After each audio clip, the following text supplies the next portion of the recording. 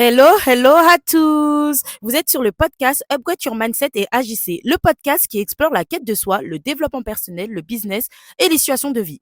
L'objectif ici, vous aider à découvrir qui vous êtes vraiment, à connaître votre potentiel, à incarner pleinement votre être intérieur et à vous lancer dans vos projets avec audace. Rendez-vous chaque lundi à 7 heures pour démarrer la semaine sur une note inspirante. Retrouvez-nous aussi sur Instagram et Facebook, Upgrade Your Mindset et Agissez, un espace d'échange et de discussion.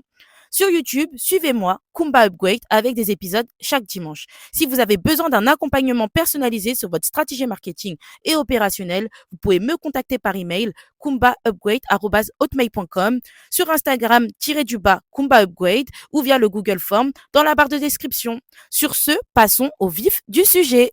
Hello, hello la team, j'espère que vous allez bien. Aujourd'hui, on se retrouve pour un nouvel épisode de podcast. Et comme vous pouvez l'apercevoir depuis toute cette année 2025, là on est en 2025 lorsque j'enregistre cet épisode de podcast. Il va sûrement sortir en 2026, c'est sûr, sûr, sûr, sûr, sûr.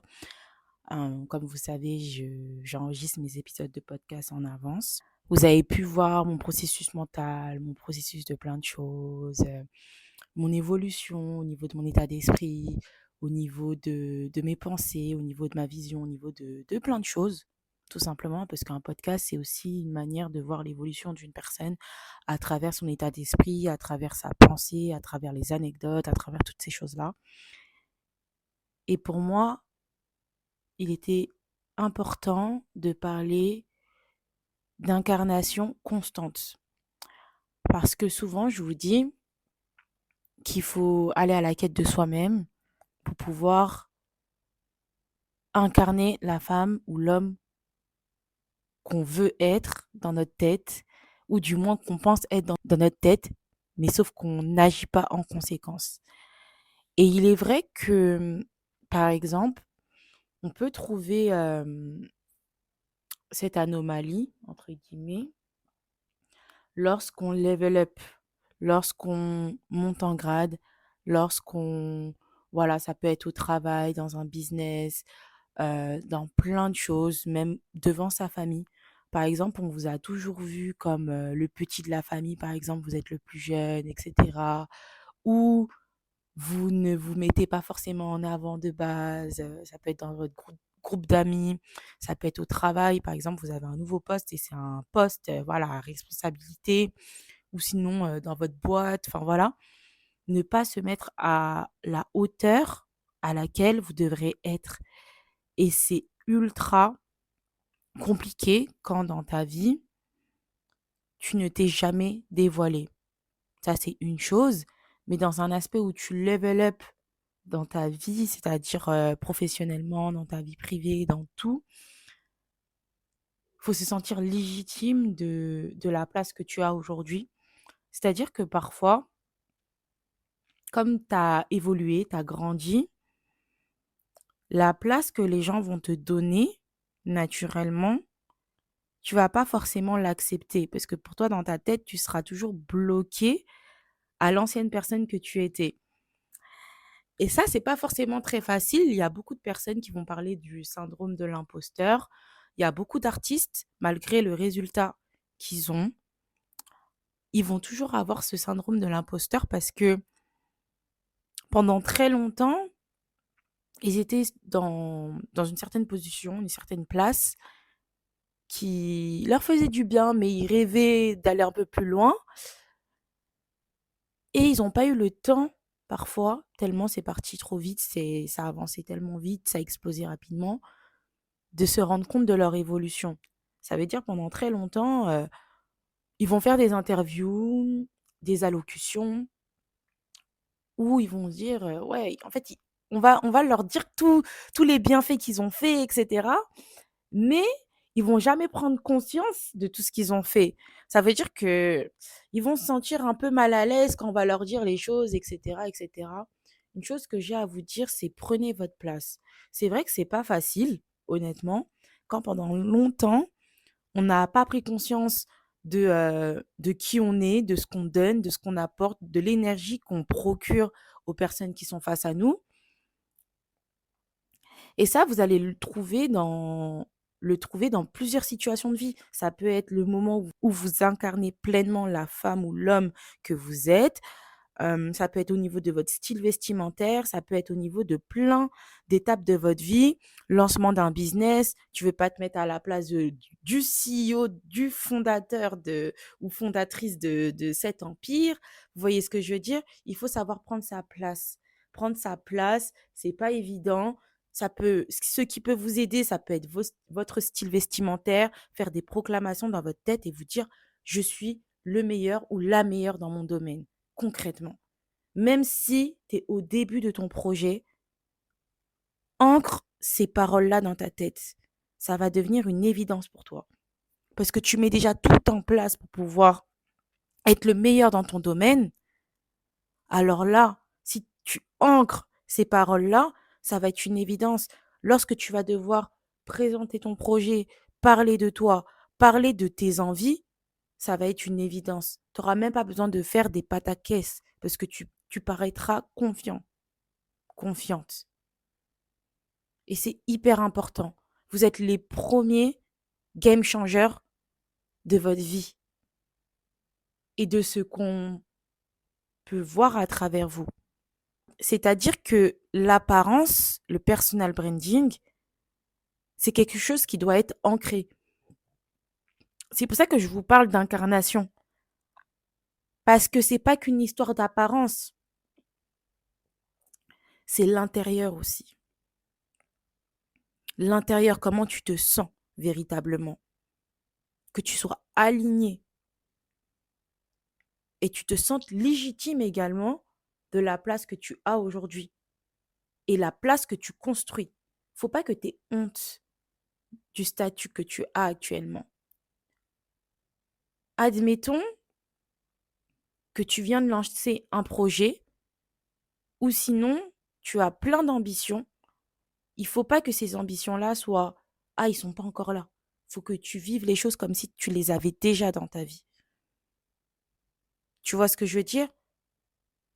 Et tu te comportes en conséquence. C'est pas quand tu auras toutes ces choses-là que tu vas d'un coup te réveiller. Ah, c'est bon. Là, je peux commencer à incarner cette personne-là. Non. L'incarnation, c'est maintenant. Tu construis la vie de la femme ou de l'homme que tu as envie d'être. C'est maintenant que ça se passe. C'est pas d'un coup, tu auras cette chose-là. Les choses, ça se construit petit à petit dans notre vie. On fait les causes pour avoir ce qu'on veut. On met en prière, peu importe la prière que vous faites. On incarne, on met des actions. Personal branding. Toutes ces choses-là doivent être mises en avant.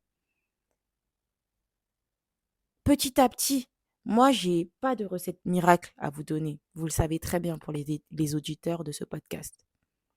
Mais par contre, oui, j'ai des conseils et ces conseils-là, vous pourrez les impliquer par rapport à vous et votre vision. C'est pas des miracles. Faites de l'introspection, regardez où ça pêche. Qu'est-ce qui me fait sentir non légitime d'avoir cette place-là?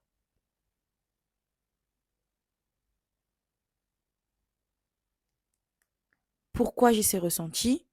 Qu'est-ce que je peux mettre en place? Et pourquoi je ne pourrais pas avoir cette place-là? Il faut prendre confiance en soi et en ses projets et en sa vision. C'est pas évident. Surtout quand on est au début de toutes ces choses-là. Parce que il n'y a que toi qui peux croire en toi. Il n'y a que toi qui as la vision de ton projet, de ta vie, de tout ce que tu veux. Donc quand tu vas peut-être en parler aux personnes qui sont autour de toi, mais ils ne peuvent pas voir encore la vision que tu as de toi, ils peuvent juste écouter. Si tu n'es pas confiante, ce n'est pas les gens qui vont t'apporter de la confiance. Ils pourront juste t'encourager. Bien sûr, si tu as envie de le partager à des personnes. C'est pour ça que moi, personnellement, mes aspirations en surface, je peux les donner.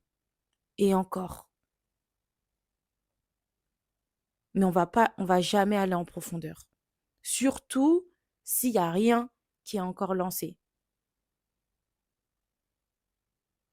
Parce que oui, j'ai déjà confiance en mes projets. J'ai pas besoin que d'autres personnes valident mon travail. Parce que j'auto-valide déjà mon travail. Je me valide déjà. J'ai pas besoin que quelqu'un me valide, me dit ah c'est super bien, ah ceci, ah cela. C'est très encourageant, c'est très bien, c'est vrai. Mais si moi-même j'ai pas déjà cette confiance en mes projets, en ma vision, la validation elle sera caduque. Parce que d'autres personnes auront plus confiance en mon projet que moi-même. Là, il y a une faille. Le travail, il doit venir de moi-même. Le travail doit venir de nous-mêmes.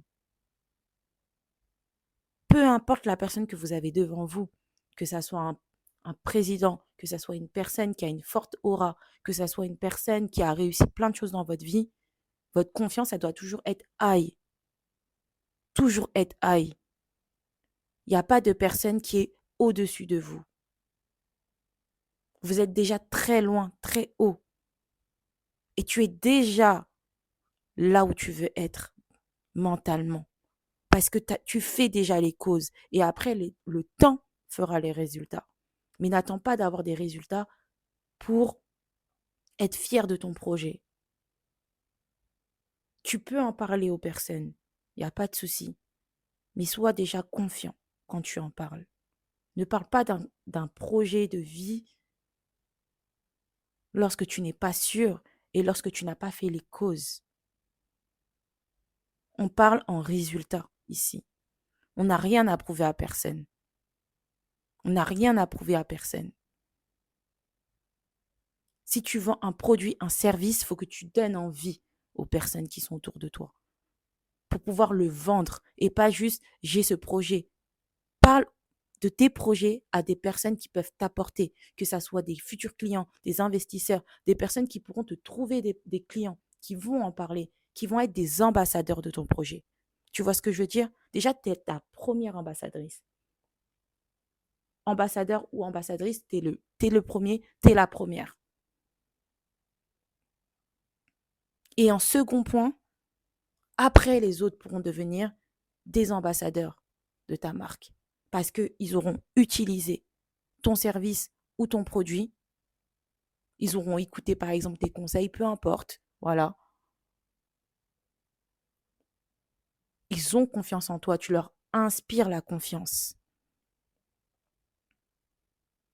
Et de là, ils deviennent des ambassadeurs de ta marque, de ton produit, de ton service, de ta personne. Tu vois ce que je veux te dire? Parce qu'il n'y a que toi qui peut mettre en avant tes projets dans ta vie. Mais il faut savoir le faire au bon moment et de manière stratégique. C'est pas à tout le monde qu'on parle de ses projets. C'est pas à tout le monde qu'on a envie de, de vendre aussi son service parce qu'on a un persona. On a un persona. Mais quoique, ça c'est controversé. On ne sait pas qui on a en face de nous. Quand je dis ça, c'est par rapport à des personnes que vous connaissez, par rapport à des personnes qui sont proches de vous. On les connaît. Mais des personnes qui sont dehors, vous ne savez pas. Moi, la chose que je me suis toujours ancrée dans ma tête, c'est de ne pas juger les personnes par rapport à leur apparence. Déjà dans ma vie de tous les jours, mais même dans mon parcours professionnel. Tu ne sais pas ce que ces personnes-là peuvent t'apporter. Parfois, les gens, ça va être des soutiens dans tes projets, dans ta vie, pas forcément dans le business. Ça va être dans d'autres points. Parce qu'il n'y a pas que le business dans la vie. Il n'y a pas que le business. On est censé avoir plusieurs équilibres dans notre vie, plusieurs choses qui nous apportent notre équilibre de vie. Vous voyez ce que je veux dire? Il y aura des personnes, c'est par exemple, vous allez passer des bons moments avec eux, ils vont savoir, ah, voilà, cette personne-là, elle est tendue, etc. Vous n'allez pas forcément toujours parler de business ou de vos ambitions à ces personnes-là, mais ça va être des personnes avec qui tu vas tellement délirer que ça va te recharger et te donner de l'inspiration. Tu en auras d'autres, ils vont élever ton état d'esprit. Oui, parce que les personnes de notre entourage nous apportent des choses, qu'on le veuille ou non. Ils nous apportent des choses. On apprend d'eux comme eux aussi, ils apprennent de nous. Donc, il ne faut pas minimiser les personnes autour de nous. Mais c'est juste qu'il faut savoir quoi dire aux personnes en général. Et c'est pas à tout le monde qu'on essaye de vendre son service ou son produit. Et avant de le faire, il faut partir confiant, confiante, structuré, sûr de soi. Comme ça, vous serez inébranlable. Tout simplement. Une personne, quand elle est convaincue d'un produit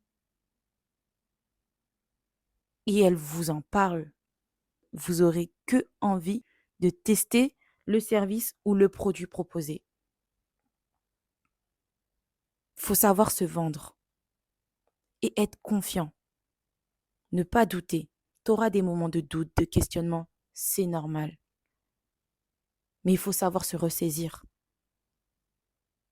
Il faut savoir se ressaisir. Tout simplement.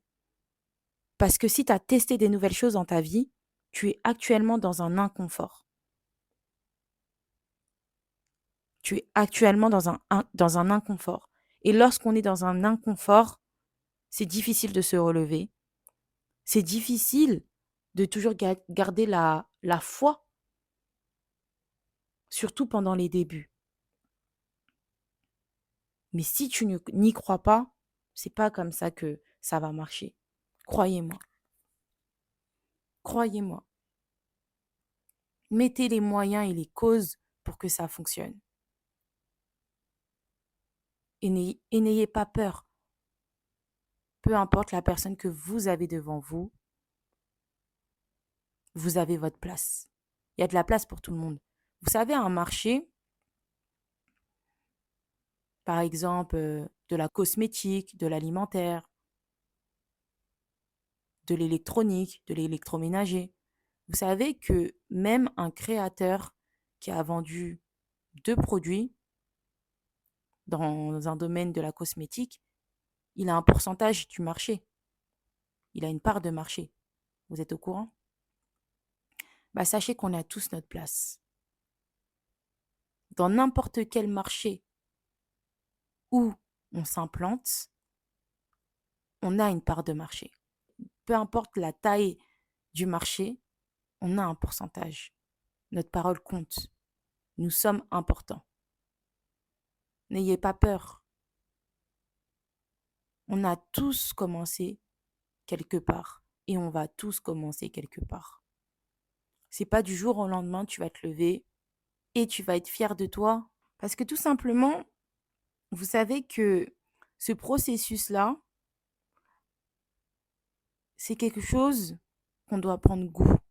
C'est un processus dont on doit prendre goût parce que tout simplement, tu te retrouves dans une situation où tu es la personne qui croit le plus en ton projet. Tu viens de le lancer, tu viens de le construire, tu n'as pas forcément encore de résultats à part la satisfaction d'être allé jusqu'au bout, que tu es fier de toi. Donc pour le moment, tu n'as pas encore de pourcentage, de part de marché dans le marché dans lequel tu as envie de t'implanter. Mais est-ce que tu dois être fier de toi uniquement quand ta part de marché, elle s'agrandit ou pendant le processus où ton pourcentage commence à augmenter? Tu vois ce que je veux dire? Parce que beaucoup de personnes, et ça c'est tout le monde, hein, tout le monde rentre parfois dans ce mood où on se dit, j'attends d'avoir tel résultat avant d'être fier de moi.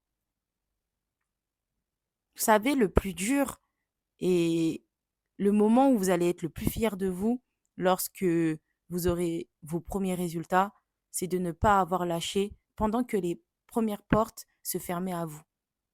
Vous n'avez rien lâché. Vous avez continué, continuez jusqu'à avoir vos premiers résultats satisfaisants. Et ça, c'est dingue. C'est dingue. C'est dingue.